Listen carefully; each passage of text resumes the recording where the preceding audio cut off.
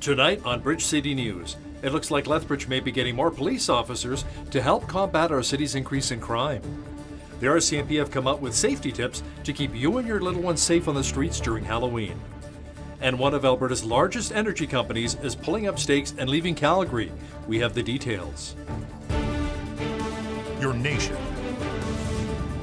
your province,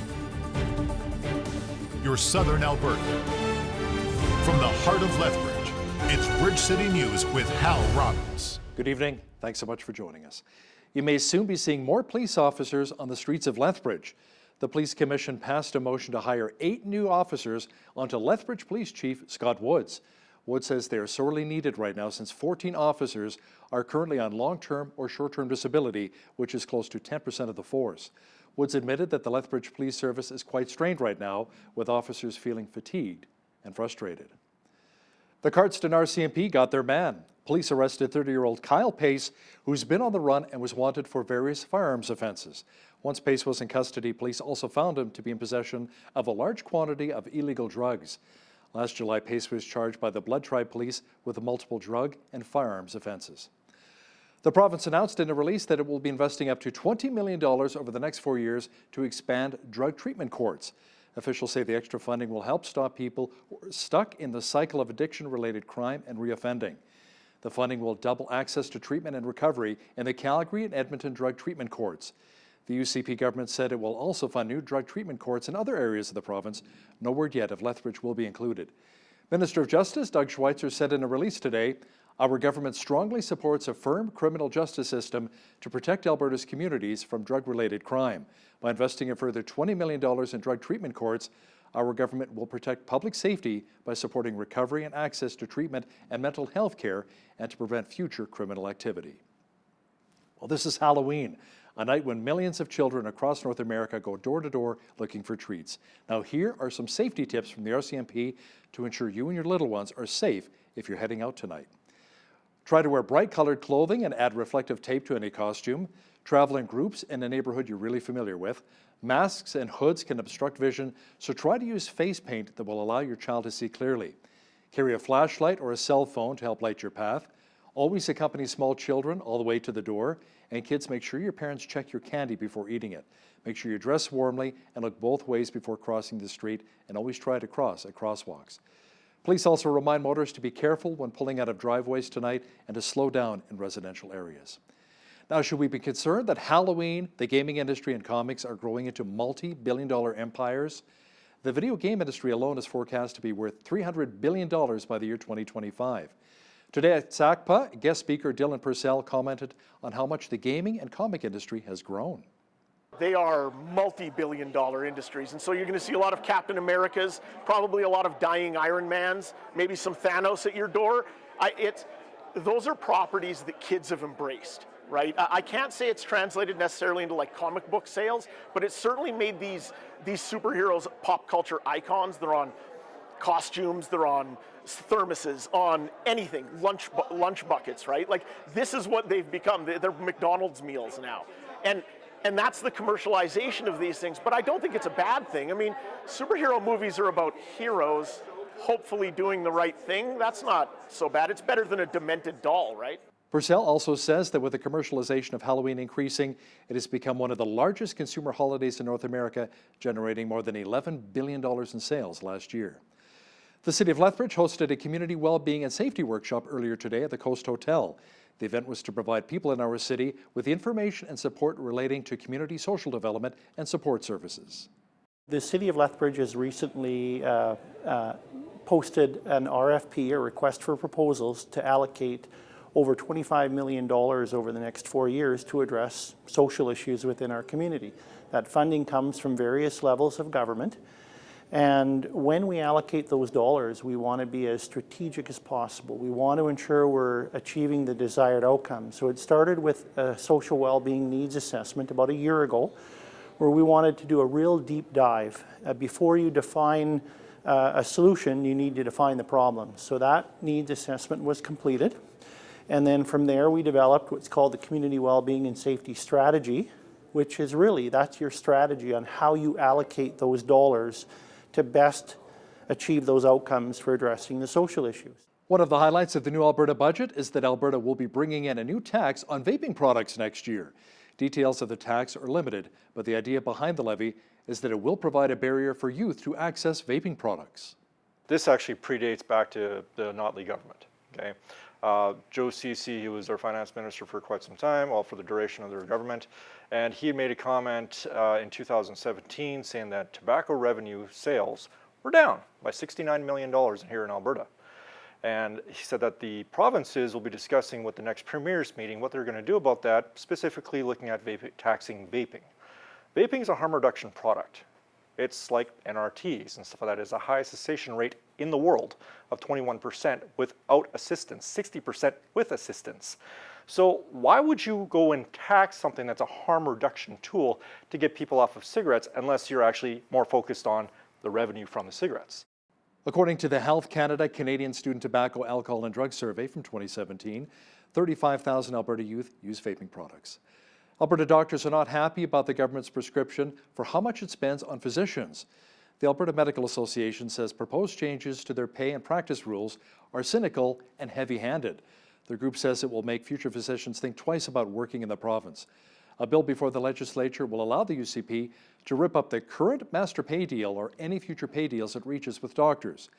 Health Minister Tyler Shandro says he understands the concerns, but the government needs physicians to help reduce spending. He says payments to physicians are out of line with other provinces, and the government needs to ensure that people in rural areas have access to a doctor. The province will be adding millions more to fight pine beetles. The government will be kicking in with close to $30 million over the next 4 years. That is an increase of $5 million through the years 2022 and 2023. The extra funding will go towards more ground survey and control work on more than 83,000 hectares. The value of pine susceptible to mountain pine beetle is valued at more than $11 billion. Since 2006, the Alberta government has spent more than $500 million controlling the mountain pine beetle. Beginning in December, more oil will begin moving through Alberta by rail. The provincial government says it is easing production limits on oil companies prepared to move more of the product by train. It says the short-term measure will help deal with the lack of pipelines that has squeezed Alberta's energy sector. Energy companies had asked the province to ease the limits in exchange for shipping more crude by rail. Alberta's energy minister says she hopes word that one of our country's largest energy companies is moving its corporate headquarters from Calgary to the United States is a wake-up call for Ottawa. Sonia Savage made the comment after Encana Corporation announced that it is changing addresses to bolster its access to investors. The company will also be changing its name to Ovintiv. Savage says Encana has been shifting southward for years thanks to harmful policies in Canada. Now, despite the move, the minister expects the company to maintain most of its operations in Alberta. U.S. House Speaker Nancy Pelosi says a vote to approve ground rules for their impeachment inquiry of U.S. President Donald Trump is, quote, a solemn but necessary duty for lawmakers. This is a sad day. It's a sad day because nobody comes to Congress to impeach a president of the United States. No one. We come here to do the work, make the future better for our children, for America's future. We take an oath to protect and defend the Constitution, and that's what we cannot ignore, and we will not ignore when the president's behavior indicates that that investigation, that inquiry is necessary. As the inquiry proceeds, we'll decide whether we'll go forward with impeachment. That decision has not been made. A new wildfire has broken out in California. This one is located in San Bernardino. So far, the blaze has torched 4 homes, forcing many in the residential area to flee. The San Bernardino Fire Department says more than 200 acres have burned up so far. Meanwhile, local media in Los Angeles is reporting that a new 20-acre brush fire is burning in Fullerton. Hundreds of people have been evacuated from their homes. So far in 2019, there have been close to 6,200 fires, which have burned almost 200,000 acres, or about 80,000 hectares of land in California. A massive fire caused by a cooking gas stove erupted earlier today on a train traveling in Pakistan's eastern Punjab province, killing dozens of passengers.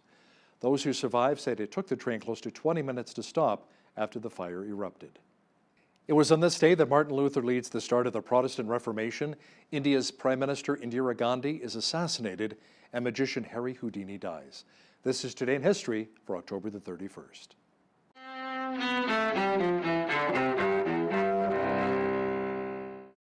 October 31st, 1517. Ein feste Burg ist unser Gott. In Germany, the start of the Protestant Reformation as the priest Martin Luther takes a stand. He posts the 95 Theses on the door of Wittenberg Palace Church, questioning Catholic Church practices. 1968, President Lyndon B. Johnson orders a halt to all U.S. bombing of North Vietnam. Johnson says he hopes the move spurs fruitful peace negotiations to end the Vietnam War. I have reached this decision on the basis of the developments in the Paris talks.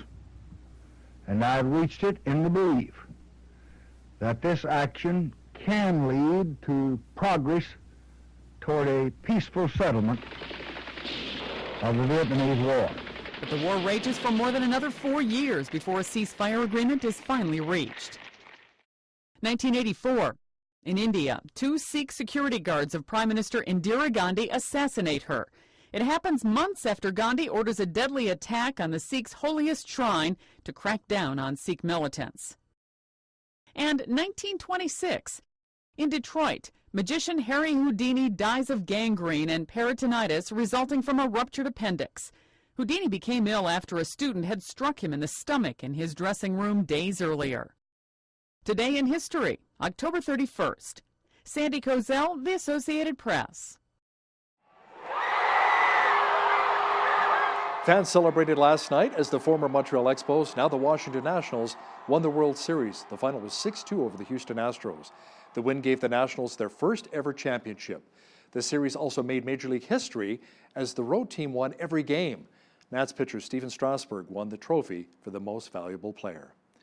A sledge hockey team made up of top Tier 1 players will be wearing Calgary Flames jerseys when they hit the ice at the upcoming 2019 USA Hockey Sled Classic. It'll be presented by the NHL in St. Louis next month. It is the first time Calgary has sponsored a team at the event. Flames assistant GM Craig Conroy says the Flames are thrilled to help grow the sport. They saw the media and they saw the jerseys and they're just excited. I mean, I think they're ready to get out there and start playing those. So it's going to be fun to watch them in practice. I heard, these are some of the top players in the country. So for me to think there's eight or nine guys here that are the best in the world, I can't wait to kind of watch them. I wasn't aware there was a need for it. And talking to Brad Lazell, he said, we have an opportunity with this team. Would you guys be interested? And first thought was yes. I mean, not even... like I said before, it's a no-brainer. I mean, to be able to kind of partner with the team, it just feels like the right thing to do. And then now that we are, hopefully we can just continue and grow and build this relationship. Former Humboldt Bronco Ryan Strachnitzky was supposed to participate in the tournament, but he's off to Thailand to undergo spinal surgery. A former sports collectible shop employee is facing multiple charges after Oilers jerseys with fake signatures were sold online. Experts say buying only from a trusted source and doing your research are key in protecting yourself and your investment. We're at the Calgary Card Show. It's a twice-a-year event. Vendors from all over come and sell their cards, and collectors come to either fill in parts of their sets or pick up cards of the players that they like. Lately, we've had a big influx of media attention from the likes of Gary Vaynerchuk and stuff, where they've been saying that sports cards is a wise investment and good for making some income. I mean, the cards have been increasing in value over the past few years. Vintage stuff is still always going up and maintains its value very well, especially when it comes to rookies. Do your research, spend the time. Also, protect your investment. Buy either certified cards made by the proper manufacturers or graded cards that are graded by either PSA, Beckett, or SGC. Those are the three mainstays for the grading, and they're known for, being able to tell if a card's been trimmed or that it's authentic. So especially for vintage, that is a very important thing, because there is, unfortunately, a bad side to this. With the internet being out there, there's lots of keys to what to look for on certain cards. You Google Gretzky rookie card, there's forums that will tell you exactly what to look for in a fake card. When we bring in an autographed guest, usually we'll get product signed in the back room. And as you can see, this puck was signed by Esa Tikkanen. He inscribed it with 4 cups because he won 4 cups with the Edmonton Oilers. Something that we do either in front at the show or behind after the product is signed. We always put a hologram on there, and it's a Summit Show hologram, so it does show you where it was signed and I also include half of the ticket stub, so it shows who signed it, shows the dates when it was signed. Just really helps out. There are so many fake autographs out there. You really got to be careful. There's some really strong, legitimate companies out there. Always do your research, and that definitely helps you out when it comes to sports collectibles and autographed memorabilia. Another cloudy day in Lethbridge, but no snow so far. More moisture is on the way, however. Complete weather details are coming up. Lots of clouds once again today. Tonight for Halloween, bundle up the little ones. There's a chance of flurries developing and a low near -6. Tomorrow partly cloudy with a high expected near 4 degrees. Saturday overcast with a high near 7. Sunday a chance of rain developing with a high of only 3. Monday the rain will turn into flurries and the mercury will drop to -3. Tuesday more snow is on the way with a high of only -6. Wednesday the flurries should taper off and a high again near -6 degrees. Checking the almanac, the average high for this time of year is 9 degrees and an average low of -4. The highest temperature in the state was recorded in 1958 at 21 degrees, and the record low was a chilly -27 in 1984. Sunrise was at 8:18, sunset at 6:12. Looking at tomorrow's national forecast now, Victoria will be partly cloudy with a high near 12 degrees. It should be mainly sunny at 10 in Vancouver. Just a few clouds and 3 is on tap for both Calgary and Edmonton tomorrow. A chance of flurries and +1 for Regina. Overcast, light snow and +1 as well for Saskatoon. A good chance of snow mixed with rain and a high of +2 for Winnipeg. Expect rain and a high of 5 degrees in Toronto tomorrow. Ottawa had a rainfall warning today. Tomorrow more showers expected and a high near 5. Montreal had both a wind and rainfall warning today. Tomorrow more rain developing with a high of 7. In the Maritimes, Fredericton, New Brunswick should have rain and a high of 16. Halifax, Nova Scotia should receive periods of drizzle and 17. Charlottetown, PEI will also have rain and 17. And in St. John's, Newfoundland, expect light showers and a high of 16 degrees for tomorrow. One of Canada's oldest energy companies is moving its headquarters from Calgary to the United States. Canada is also changing its name to Ovintiv. CEO Doug Suttle says having a base in the United States will expose the company to a larger pool of investment in American index funds and passively managed accounts. Suttle says the move will not affect any Canadian staff, resulting in any layoffs. Analysts say the move is not surprising, given Encana's focus on oil and natural gas liquid, which plays out well south of the border. Calgary-based Suncor Energy is reporting a lower third quarter profit of just over $1 billion. That is down from $1.81 billion in the same quarter last year. The oil and gas producer says higher upstream and refining production was offset by lower commodity prices and refinery profit margins. Suncor reduced its production guidance for 2019 to 785,000 barrels of oil a day. That is down from 800,000, in part to reflect higher than expected levels of curtailment in the fourth quarter. North Dakota regulators say the Keystone Pipeline leaked close to 1.5 million liters of oil in the northeastern part of the state. Calgary-based TC Energy says in a statement that the pipeline leak affected more than 2,000 square meters, or about a half an acre of land near Edinburgh, including some wetlands. The company says the spill has since been contained, but its cause is still unknown. SNC-Lavalin Group is reporting a $2.76 billion profit in the third quarter. That is up from almost $121 million from a year ago. The construction and engineering firm says the gain was in large part due to its stake in the 407 toll highway in Ontario. Revenue fell to $2.43 billion, down from $2.56 billion. The company also announced that it has appointed Ian Edwards as its president and chief executive. He had been serving in the role on an interim basis since June. The latest Alberta report says farmers are making significant progress getting crops in the bin. The province says 74% of all crops are in. Harvest progress on all crops is 8 points behind the 5-year average. Dryland estimated yields are slightly above 5- and 10-year averages. As for fall seeded crop conditions, poor ratings are estimated at 3%, fair at 23%, good is at 71%, and excellent at 3%. Pasture ratings were very similar to last week's. Now, here's a look at today's markets. The TSX was down 18 points on the day to 16,483. The Dow was down 140 points to 27,046. The S&P 500 was down 9 points to 3,037. And the Nasdaq was down almost 12 points to 82.92. Oil was down 95 cents on the day to 54.11 per barrel. Natural gas was down 6 cents to 2.64. Gold was up 16.77 an ounce to 15.1243. and silver was up 26 cents to $18.12 per ounce. Wheat is at $222 per metric ton, barley's at $216, canola's at $4.54, and corn is at $281 per metric ton. Live cattle was down $1.70 to $114.15. Feeder cattle was down 75 cents, and lean hogs were up 68 cents to 66.13. The Canadian dollar was down slightly on the day to 75.96 US.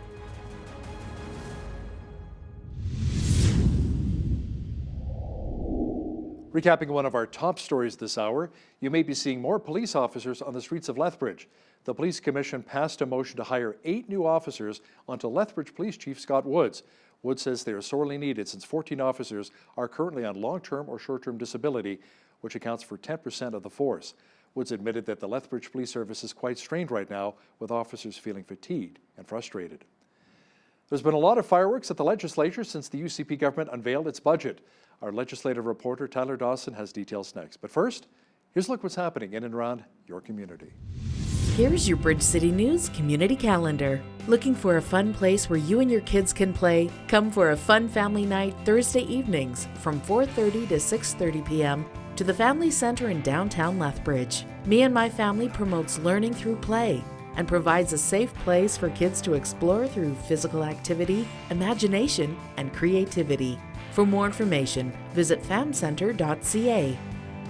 Celebrate Recovery is a Christ-centered recovery program for any hurt, hang-up, and habit. This group meets Friday nights at the Park Meadows Baptist Church. The evening begins at 6 p.m. with supper and follows with an opportunity to share and connect with others in small groups. For more information, visit celebraterecovery.ca. Begin your Christmas shopping by coming to the Signatures Fall into Christmas event, November 1st to the 3rd at Exhibition Park North Pavilion. Browse this unique handmade marketplace featuring works of over 100 artists, artisans, makers, and designers from coast to coast. Admission is $5. Those 17 and under can enter for free. For more information, visit fallintochristmas.com. And that's your Bridge City News community calendar. As you have heard on Bridge City News, the Alberta budget is out and many are feeling the effects either positively, like the trades, or negatively, like the public sector workers. To talk more about it and what's in store for our province is the Alberta correspondent with the National Post, Tyler Dawson. Welcome back to BCN, Tyler. Thanks for having me on. So overall, we're looking at reductions of 2.8% over the next 4 years, and that should theoretically help balance the books by 2022, 2023? Yeah, that's the plan. By the time the next election rolls around, we should be out of a deficit. So, as you said, 2.8% cuts, and that's spread over those 4 years. So it's not 2.8% cuts each year, adding up to 12 and a bit or whatever that might come out to. So, not as deep of cuts perhaps as some were afraid of. Perhaps not as deep as some were hoping, if critics to the right of this government, and certainly nowhere near as deep as what Ralph Klein put Albertans through in the sort of mid-1990s. Now, even with the UCP cuts, you're saying that it will not substantially bring down the debt with those cuts? Yeah, it's sort of an odd thing, and we were all sitting last week looking at the budget documents and talking to the finance minister, and someone pointed out that, gosh, your final number is 93 billion, and the final number that the NDP had proposed was going to be 97 billion, give or take. So, we're about $4 billion below what the threshold or what the NDP debt might have been, which that's a lot of money, but perhaps in the overall scheme of government is not an enormous chunk of change. Now, what the finance minister has said is that, of course, you can't really start slaying the debt until you're back to balance. So the plan is to get back to balance over the next few years, and then it will be time to tackle the debt. But it was reporters were a little bit sort of blindsided in the room last week, and people going, well, what the heck's going on? I thought we were going to be getting rid of the debt and stuff. So, but that is sort of the longer term plan, of course. Now, with this budget, there's actually some good news for those who are wanting to go into the trades. There are, yeah. There's millions of dollars available for grant programs and help, things like that. There's one specifically for women in the trades. I think it's about $2 million. So the trades are getting a boost here, that's for sure. I think the other thing that this budget is maybe not getting as much credit for as it deserves is this is actually a credible path to balance. there have been no shortage of economists and political scientists who criticized this government over the past 6 or 8 months. But sort of the agreement here seems to be that this is a path that will take Alberta back into the black. Now, you can quibble about where those cuts are being made, where there's some revenues being gained, what programs are being cut, what programs are being maintained. You can fight over all of those things, but I think it's important to remember that the baseline fact of the matter is this is a credible path to get to a balanced budget in the next 4 years. Now, Tyler, we've been hearing from the Alberta Union of Provincial Employees and Susan Slade, and they're not too happy. No, there are a lot of folks who aren't especially happy. A lot of the public sector unions are going into wage negotiations and bargaining over the next little while. A lot of those agreements come due next year. The province just said they're going to be looking at a 2% wage rollback, as a matter of fact, as opposed to just a freeze on some provincial employees. And they are also looking at cutting the size of the civil service by about 800 people, give or take. The numbers of actual employees was a little bit unclear over the past week, to be honest with you. But at any rate, cutting a few $100 million by eliminating those employees. Now, in theory, that's supposed to come from attrition, early retirements, things like that, as opposed to actual layoffs. But there's little doubt that teachers, that public servants, that bureaucrats of all types really are a little bit on edge about this. And frankly, that's always the way it is to some extent with a government that's promising any measure of austerity. You saw the same thing under Stephen Harper in Ottawa for a long, long time, and I don't think it's a huge surprise that people in the public sector are ticked off right now. And what's interesting too is the Finance Minister Travis Taves says, when it comes to the budget, public sector workers make up about 53% of our budget. So it's a big part of what we're talking about here. Now, how will the budget impact post-secondary students in our province?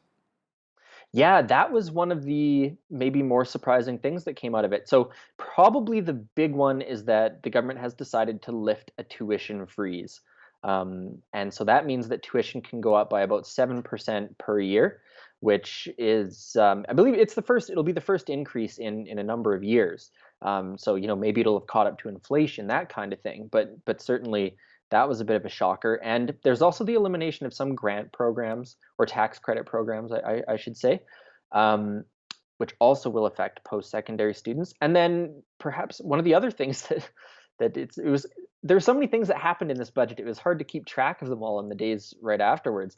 And another one was that the STEP program has been eliminated. That was a temporary summer employment program for students that probably many viewers of a certain age will remember taking advantage of. So there are a bunch of changes in there for post-secondary, and it's certainly, part of the overall plan for getting back to balance does require people, I think, to dig into their pockets a little bit for certain public services, and post-secondary education is one of the ones that the UCP has picked. Now, I have some relatives who are on long-term disability. They can't work because of injuries. They're on AISH. How will they be impacted by this budget, Tyler? Well, this has been, I would say, probably the single most controversial thing that has happened in this budget. Part of the plan to save money is by doing something called de-indexing, which basically you have a host of government things that increase by inflation each year. So AISH payments are one of those things. So by de-indexing them, basically the monthly payment that an AISH recipient gets, in November 2019 is going to be the same in November 2020. So there won't be any increase keeping pace with inflation. The number's not going down, of course, so it's not a cut per se. It's just not going up. And as everyone knows, these are not huge sums of money to begin with. So there has been an awful lot of criticism from the New Democrats, specifically directed at this. Now, speaking of de-indexing, income taxes will also be de-indexed. What does that mean when it comes to filling out my taxes? Will I receive the same amount of money? Yeah, so you'll receive the same amount of money for the next however many years the income inflation is not happening. So this was a thing in Ottawa over the years. It's been done in other provinces, many other states in the United States, in order to keep money in government pockets. So the gist of it is that every Albertan doesn't pay taxes on about $19,000 and some dollars each year. Now that also goes up by the cost of inflation annually. So if your income stays the same year over year and it goes up by inflation, you're getting a little bit more back from the government to pay for your household bills that have gone up by 2-3%, whatever inflation might be. So the government is now keeping it flat, so your return will be the same number for the coming years, but it will not be going up with inflation. So critics, of course, saying this is a backdoor tax hike. The UCP says, no, that's not the case. People are still getting the same number back. But it's worth about $600 million to them by the end of the next 4 years. So again, voters can make their calculation whether or not they believe that's a tax cut. But that's basically how it's going to work. It's all complicated sounding, but the Coles Notes version is your return is just going to stay the same for the next few years. Now, the new budget also has news for RV owners and those of us who have driver's licenses. Yes, indeed. There were a whole host of fee increases in the budget. Driver's license re-registrations, if you needed a trailer plate or an RV plate, things like that. Registry services of various kinds. Now, we're not talking enormous increases. We're talking $10, we're talking $20 over the next couple of years, kind of thing. But when you're trying to earn a little bit of extra money here, as the UCP is, as the government is, I should say, this is one way to do it. And like I said earlier, it's a matter of Albertans digging a little bit deeper to pay for services they get and help slay the deficit. Now, we recently had a clip of Lethbridge West MLA Shannon Phillips attacking Premier Jason Kenney at the Ledge, demanding that Finance Minister Travis Taves be fired. She just said the Finance Minister. So Premier Kenney shot back with, yeah, he was fired last April, referring obviously to the NDP Finance Minister Joe Ceci. Now, tensions are also running high between Notley and Kenney in Edmonton, and Jason Nixon is even in on it. Tell me more about that. Oh, goodness. It has been a rowdy session at the legislature for the last little while. I haven't been around for the past 20 years. Maybe it's been like this forever, but I was in Ottawa for a long time, and this feels crazier than that ever was. Jason Nixon was talking about the NDP being beholden to their socialist overlords in the lead up to the federal election. Rachel Notley has called the AISH de-indexing penny pinching. The tone has been very, very angry down at the legislature. And I was listening to it today, and people are they're yelling at each other. And Kenny's saying, "Oh, you were fired," and the NDP is saying you're hurting people. And it's just, it's politics is theater, certainly, but it's you hope these people aren't walking down the same hallways to get to their offices.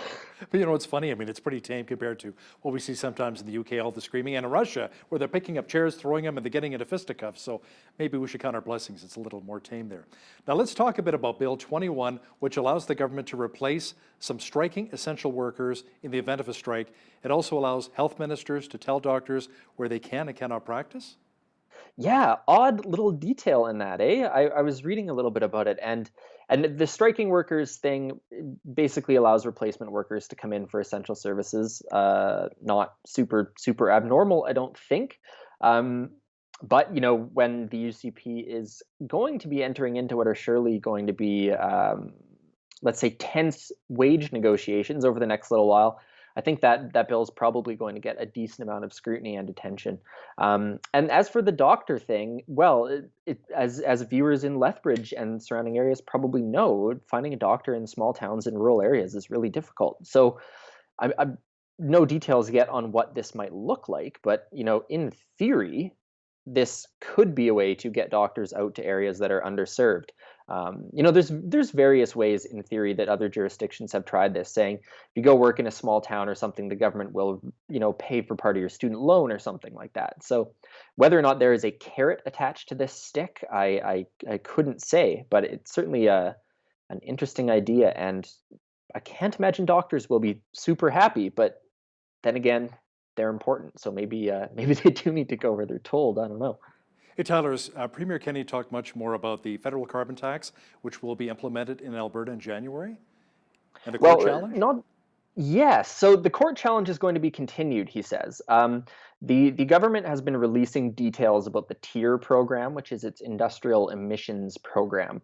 And I have not followed that super closely, but the one detail that did come out this week that was quite important was the tax on industrial emitters in the tier program is going to be $30 a ton. So the UCP during the election, when they unveiled the sort of initial tier plan, said it was going to be $20 a ton. So it's a little bit higher than they had planned, and that actually brings it in line with the federal industrial emission standards. So because there's two carbon taxes, right? There's the industrial one and then there's the personal one. So the UCP is hoping that this tier program is going to be good enough to keep away the federal industrial carbon tax. And as you say, still going to be fighting the personal carbon tax in court. Whether or not that works is anyone's guess. And at the end of the day, going back to our discussion about taxes next year, Albertans will be able to file for that federal carbon tax rebate. Now, we talked about the infighting between Notley and Kenney going back and forth all the time. Makes for some colorful times at the ledge. But one thing they can agree on is Bill C-69 and C-48, correct? That is right. The ever controversial, what does Kenney call it? The tanker ban and the No More Pipelines bill.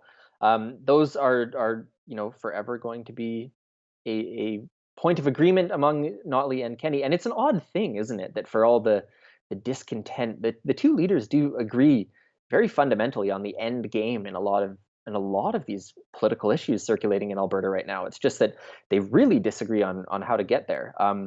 Can anything be done on those? I'm not sure. I mean, you could have a court challenge. You could holler about it, but I think for Kenney's government, they had pinned a lot of hopes on Andrew Scheer forming the next government, and because that for them, I think, was the simplest way of getting what they want, what many Albertans want. Has Premier Kenney also addressed Wexit? Alberta's separation seems to be at its highest point right now. Wexit has over 165,000 members. Yeah, he has actually. So this came up in the immediate aftermath of the election. He spoke with reporters extensively that day, and what he said basically was threefold. He said, I'm a federalist. I love Canada. I have an emotional attachment to it. I'll have nothing to do with this. Secondly, he said it's Justin Trudeau that's making people feel unwelcome, and he needs to bridge that divide in some way. He's not going to push me out of my own country. And lastly, he said that there's no better way to keep Alberta oil in the ground forever than by leaving the country, because as everyone knows, once we're Alberta to leave, well, where are we going to send our oil? We don't have a coastline. We don't have enough pipelines. So as it stands, Jason Kenney doesn't believe that would help at all. So he, in many ways, I think, has a lot of the power to control this level of angst that, as you say, is at quite a high right now, probably the highest point since the early 1980s. Maybe the post-Mulroney years were higher. But at any rate, he is benefiting, I think, in large part from the frustration that Albertans feel, as he would. He rode this sort of wave of discontent into the Premier's office.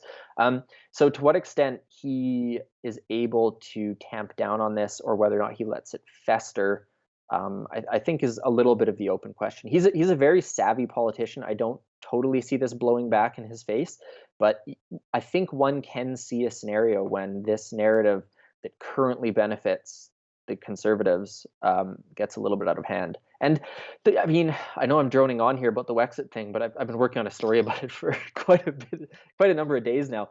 And the Wexit thing is still pretty fringe. I mean, there's a lot of people in the Facebook groups, but if you look at the election numbers from in the spring, you had like 13,000 people that voted for the Alberta Independence Party. That's less than pretty much, well, it's less than almost everyone.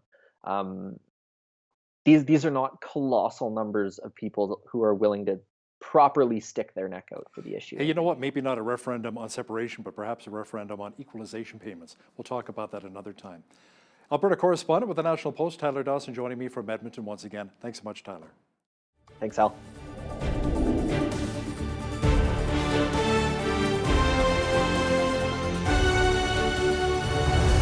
Parenting is a pretty tough job. We kind of learn as we go, don't we? Making a number of mistakes along the way. At least for me, that's been true.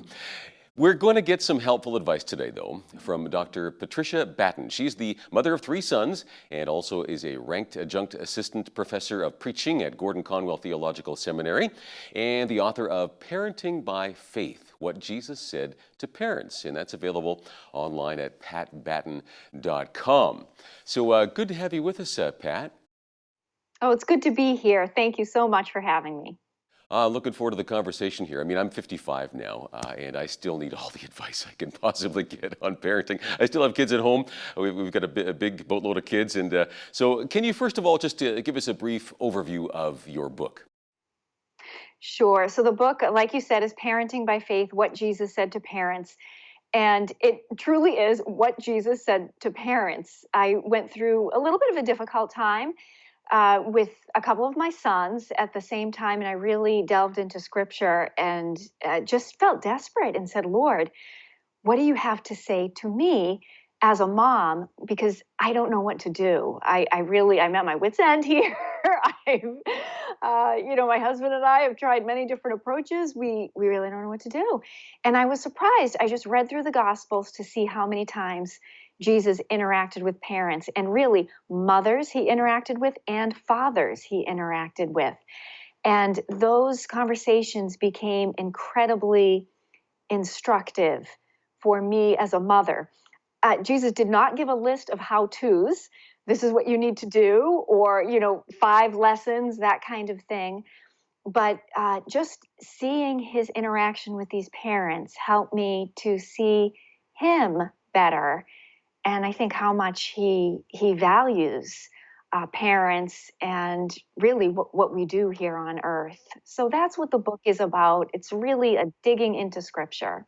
Well, you know what? That's never going to hurt you. That's for sure. I mean, I know people who have chosen not to have any kids because it's, such a scary world today, right? Seems like it anyhow. So talk a little bit about some of the biggest fears we have as parents today. You touch on that in the book.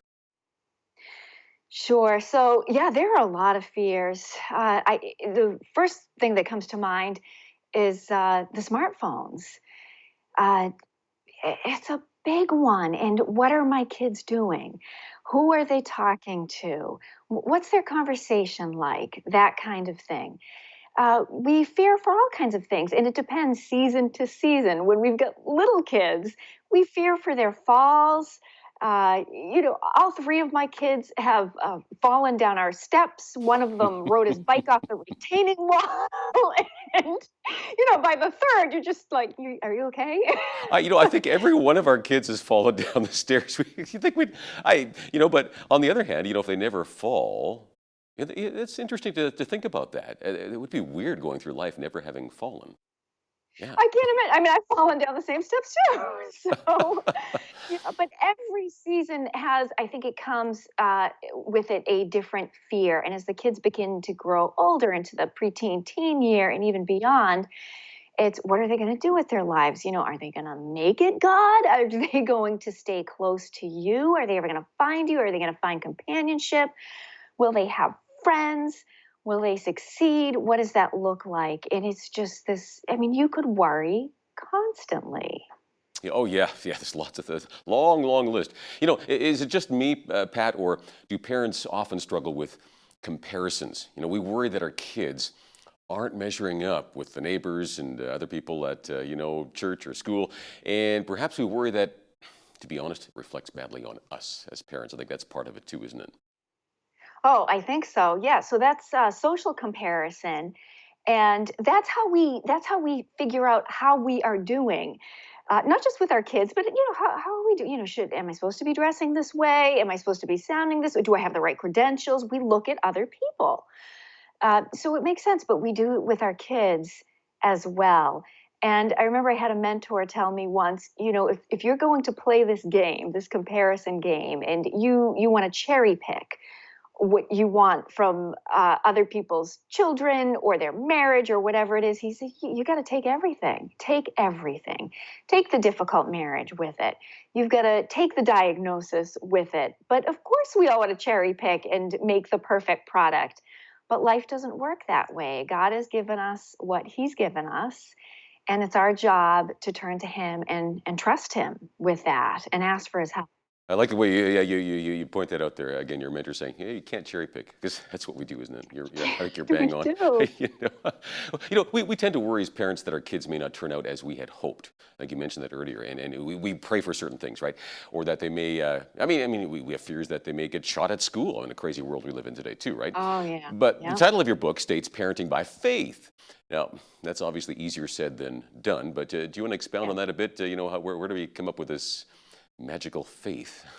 Sure. Yeah, right. This magical faith. So when you look at these interactions in scripture, you see that these parents come to Jesus and they truly are desperate. They don't come to him, 6 months in advance of an issue or a problem. They're desperate. They come running to him. My daughter is about to die. My son is demon possessed, and I've been, talking to all of these people for, years or a decade. And Jesus really tests each parent. And that's what surprised me, I think. I don't know if I was looking for a magical formula when I read through the New Testament, looking specifically for this. But what Jesus does with parents is absolutely stunning. He pushes them. I think of the Canaanite woman in Matthew 15. So Jesus is walking through her neighborhood. She is not a Jewish person. And she comes running to him. She's the woman who says, Lord, have mercy on me. My daughter is suffering terribly. And I love that she says, as a mom, have mercy on me. She doesn't say, have mercy on my daughter. She says, have mercy on me. What parent, has not felt that when they are feeling for their child, that they're the ones who need the mercy. The parents need the mercy as well.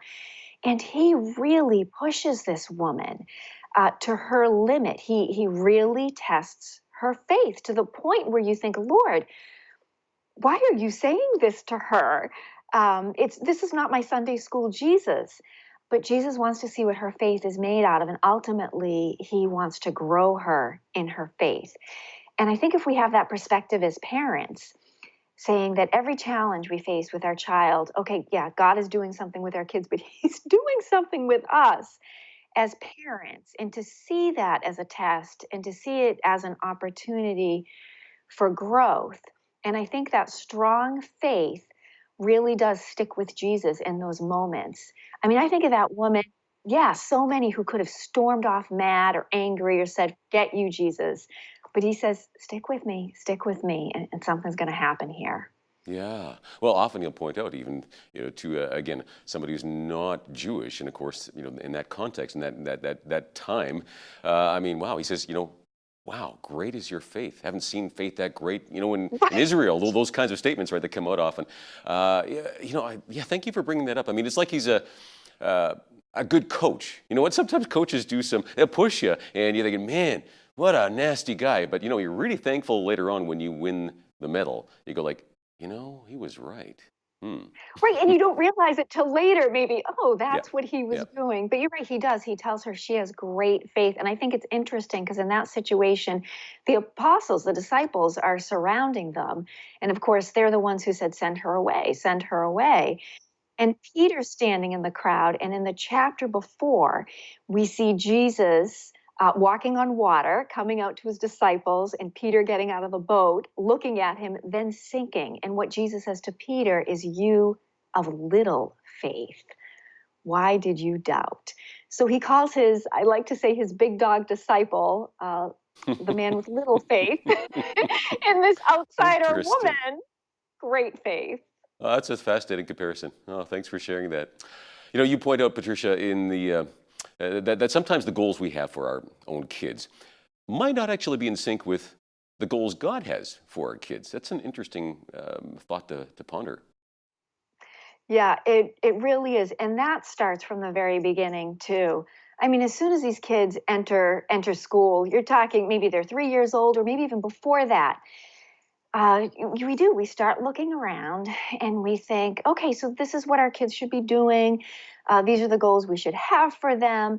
They need to make the team. They need to be in the club. They need to be the best this, the best that. And we find them just the right teachers and coaches and all of that.